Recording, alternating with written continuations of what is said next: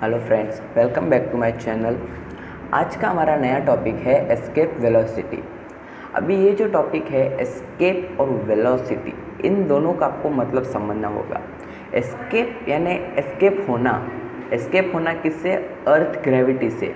तो जो वेलोसिटी है वो ऑब्जेक्ट को हेल्प करेगा अर्थ के ग्रेविटी को ओवरकम होने के लिए, उसको कहते हैं एस्केप वेलोसिटी।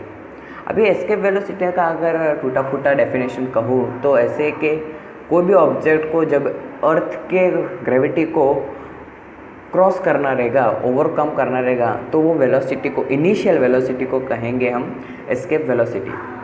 अभी चंद्रयान जो है, चंद्रयान 1, 2 वो जो हुआ उसको एस्केप वेलोसिटी में काउंट नहीं कर सकते, क्योंकि वो जो मून अर्थ है और मून है, तो वो मून अर्थ के जो ग्रेविटी है उसी के अंदर है। जो मंगलयान हुआ वो अर्थ के ग्रेविटेशनल जो वेव्स है उसके बियॉन्ड था, तो मंगलयान को जो रॉकेट लॉन्च करने के लिए था उसके लिए एस्केप वेलोसिटी की हेल्प थी। तो अभी आपके जो टेक्स्ट बुक है उसमें जो एस्केप वेलोसिटी का जो फॉर्मूला है वो मैं आपको बताता हूँ।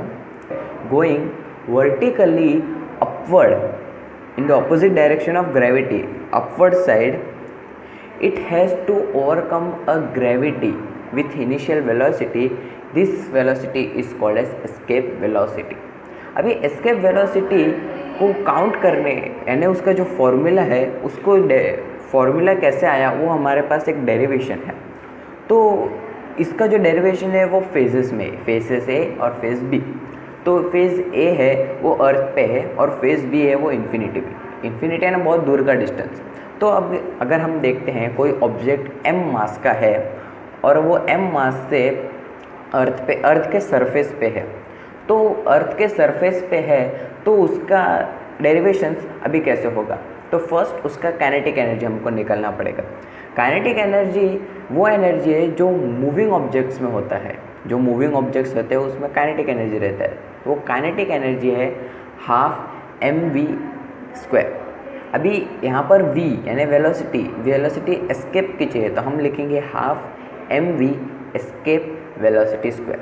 अभी b में हमको चाहिए पोटेंशियल एनर्जी। पोटेंशियल एनर्जी यानी वो एनर्जी होती है जो ऑब्जेक्ट रहते हैं वो रेस्ट में होते हैं। रेस्ट में जो ऑब्जेक्ट होते हैं उनके अंदर पोटेंशियल एनर्जी होता है। ए भी हो गए। अभी सी, अभी काइनेटिक एनर्जी और जो पोटेंशियल एनर्जी है हम इनको ऐड करेंगे तो हमें मिलेगा टोटल एनर्जी। अभी हम पोटेंशियल एनर्जी देखेंगे तो उसको हम mgh लेते हैं 9th स्टैंडर्ड में, लेकिन अभी 10th स्टैंडर्ड में उसका फॉर्मूला थोड़ा अपडेटेड हो गया है। तो G, capital G, capital M and small m upon r। अभी यहाँ पर लिखेंगे तो हम माइनस की साइन डालेंगे, क्योंकि हमें अर्थ का ग्रेविटी हमें नीचे खींच रहा है और हम ऊपर जा रहे हैं, तो अपोजिट डायरेक्शन है। तो वर्क जब अपोजिट होता है तब नेगेटिव होता है। तो हमें पोटेंशियल एनर्जी जो लेना है उसको माइनस GM अपॉन R लेना पड़ेगा। अभी इन दोनों को प्लस करेंगे, kinetic energy and potential energy, तो हमें मिलेगा टोटल एनर्जी। तो अगर हम इनको प्लस करेंगे तो हमें कुछ ऐसा आता है कि 12mv² minus capital G capital M upon R। तो अभी ये जो हमें फॉर्मूला मिला उसको हम लोग ऐसा इक्वेशन नंबर 1 करके ऐसा लिखेंगे और हम जाएंगे फेस बी पे। अभी फेस बी क्या कहता है कि हम अभी इन्फिनिटी पे पहुंच गए हैं, इन्फिनिटी पे अभी पहुंच गए, लेकिन वहाँ का भी स्टेट क्या है? तो अभी इन्फिनिटी पे हमारा जो रॉकेट होएगा या कोई भी ऑब्जेक्ट है वो रेस्ट पे है। अभी काइनेटिक एनर्जी तो मूविंग ऑब्जेक्ट में होता है, तभी ये रेस्ट है, तो इसमें काइनेटिक एनर्जी 0। अभी पोटेंशियल एनर्जी का देखते हैं। पोटेंशियल एनर्जी में अभी भी हमें माइनस में ही लेना पड़ेगा, minus capital G capital M small m upon r। अभी रेडियस r यानी रेडियस और रेडियस यानी डिस्टेंस ही होता है। अभी डिस्टेंस कितना है? तो इन्फिनिटी। अभी इन्फिनिटी को हम एक सिंबल से रिप्रेजेंट करते हैं, अभी आप देख सकते हैं यहाँ पर है, तो उसको रिप्रेजेंट करते हैं हम ऐसे। तो उसका अगर डिनोमिनेटर में वो इन्फिनिटी का सिंबल है तो उसका वैल्यू 0 होता है। अगर हम टोटल एनर्जी निकालेंगे तो kinetic energy plus potential energy, तो इन दोनों का वैल्यू आएगा 0 + 0 = 0। अभी फेस ए और फेस बी का टोटल एनर्जी हमारे पास है।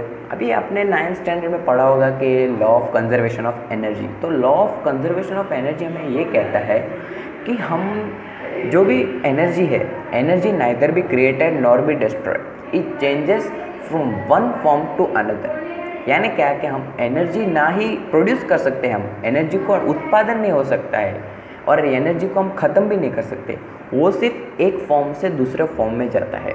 यानी साउंड एनर्जी से इलेक्ट्रिक एनर्जी से साउंड एनर्जी, इलेक्ट्रिक एनर्जी से लाइट एनर्जी, पता रहेगा ना आपको, वायर से रहता है, वायर में इलेक्ट्रिकल एनर्जी रहता है और हम बटन चालू करेंगे तो स्पीकर बजता है, तो यहाँ साउंड एनर्जी, तो electrical energy to sound energy. वैसे ही एक एनर्जी दूसरे एनर्जी में ट्रांसफ़र होता है, तो इसको कहते हैं the law of conservation of energy.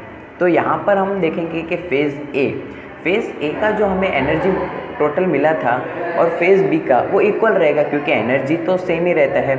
तो अगर हम देखेंगे तो total energy on surface of the earth equals to total energy at infinity.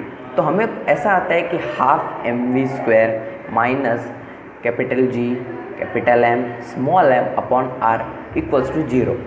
अभी 0 है यानी कुछ नहीं है वहाँ पर, तो हमारे पास जो माइनस पोटेंशियल एनर्जी का जो था value minus capital G capital M small m upon R, उसको हम अब वो सेट यानी RHS में लेके जाएंगे। अभी यहाँ पर माइनस है, वहाँ पर प्लस हो जाएगा, तो half mv² equals to capital G capital M upon small m। अभी ये तो हमारे पास आ गया। अभी हमें यहाँ तक डेरिवेशन ख़त्म नहीं हुआ, यहाँ पर डेरिवेशन एक्चुअली स्टार्ट हो रहा है। फिर अगर हम अभी यहाँ पर हाफ mv² LHS में और capital G capital M small m upon R LHS में, अभी हमारे पास नेगेटिव साइन भी चला गया, तभी हमें सिर्फ वो v एस्केप स्क्वायर का वैल्यू चाहिए, तो स्क्वायर का नहीं सिर्फ वेलोसिटी का। तो v को यहाँ पर रखेंगे, मास एंड और हाफ का साइन उसको वहाँ पर ले जाएंगे, तो वेलोसिटी का square equals to 2 upon R 2 into G into M upon R, sorry. तो अभी यहाँ पर v² और वहाँ पर 2G M अपॉन R। अभी वहाँ पर जो स्क्वायर है उसको वहाँ पर लेके जाएंगे तो स्क्वायर रूट हो जाएगा, और स्क्वायर रूट हो जाएगा तो हमें v का फॉर्मूला मिल गया, एस्केप वेलोसिटी का फॉर्मूला मिल गया। यानी टोटल अगर फॉर्मूला हम देखें तो v escape equals to square root of 2 multiplied by capital G multiplied by mass of the earth upon radius of the earth. तो जो R लिख रहे कब से मैं जो R बोल रहा हूँ वो है radius of the earth, capital M जो बोल रहा हूँ वो है मास ऑफ द अर्थ, और capital J universal constant of gravity. तो अगर आपको वैल्यू चाहिए तो उसमें G का, M का और R का वैल्यू सब्सटीट्यूट कीजिए, और उसका जो वैल्यू आएगा यानी अर्थ का, हर एक प्लैनेट का अलग अलग रहेगा, तो अर्थ का जो वैल्यू है वो है 11.2 किलोमीटर पर सेकेंड।